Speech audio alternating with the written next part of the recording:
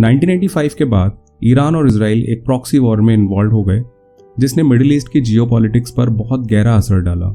USSR के decline और gulf war में इराक की हार के तुरंत बाद ये प्रॉक्सी वॉर एक खुली दुश्मनी में तब्दील हो गया। इस टेंशन को बढ़ाने वाले और भी कई फैक्टर्स हैं, जैसे ईरान का न्यूक्लियर प्रोग्राम, हिजबुल्ला, फिलिस्तीनी इस्लामिक जिहाद, हमास और हूती जैसे एंटी इजराइल इस्लामिस्ट ग्रुप को ईरान का समर्थन, 2006 के लेबनान वॉर के दौरान ईरानियन रेवोल्यूशनरी गार्ड्स का इन्वॉल्वमेंट, 1992 में ब्यूनस आयर्स में इजरायली एम्बेसी पर बॉम्बिंग एटसेट्रा।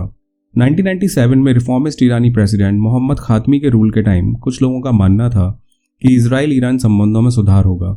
हालांकि खातमी ने भी इजराइल को इलीगल स्टेट और पैरासाइट कहा, लेकिन साथ ही साथ ये भी कहा कि ईरान में ज्यूज सेफ रहेंगे और सभी रिलीजियस माइनॉरिटीज की सुरक्षा की जाएगी। लेकिन फिर 2005 में ईरानी पॉलिटिक्स के एक हार्डलाइनर लीडर महमूद अहमदीनेजाद के पावर में आने के बाद इजराइल के साथ रिलेशंस तेजी से तनावपूर्ण हो गए। 2010 में ईरानी न्यूक्लियर साइंटिस्ट को टारगेट करने वाले असैसिनेशंस की एक लहर शुरू हुई।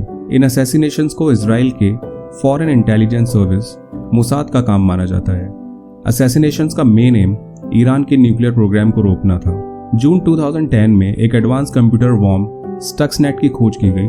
ये माना जाता है कि ईरान की न्यूक्लियर फैसिलिटीज पर हमला करने के लिए यूएस और इजराइल ने इसे डेवलप किया था। 15 मार्च 2011 को इजराइल ने सीरिया से ईरानी हथियारों को गाजा में लाने वाले एक शिप को भी सीज किया। फिर लास्ट ईयर 2024 में गजा युद्ध से उपजे रीजनल कॉन्फ्लिक्ट की वजह से ईरान इजराइल खुलकर आमने सामने आ चुके हैं। ईरान की प्रेजेंट गवर्नमेंट एक इंडिपेंडेंट स्टेट के रूप में इजराइल को रिकॉग्नाइज नहीं करती है।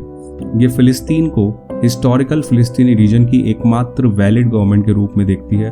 दूसरी तरफ इजराइल ईरान को मिडिल ईस्ट की स्टेबिलिटी के लिए खतरा मानता है।